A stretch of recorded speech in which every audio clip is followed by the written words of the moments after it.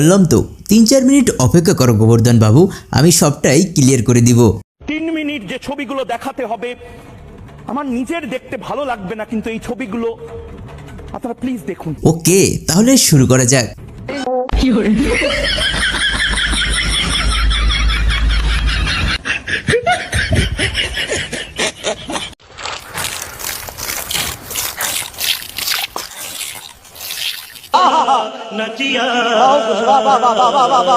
হায়রে দাদা, তোমার কে কইছে প্রতিদিন গোবরের হালুয়া আর গাজার সবজি খাইতে? কি দরকার প্রতিদিন এসব সাইপেশ খাওয়ার? দু একদিন তো ভালো মন্দ খেয়ে 2-4টা ভালো কথাও বলতে পারো, তাই না?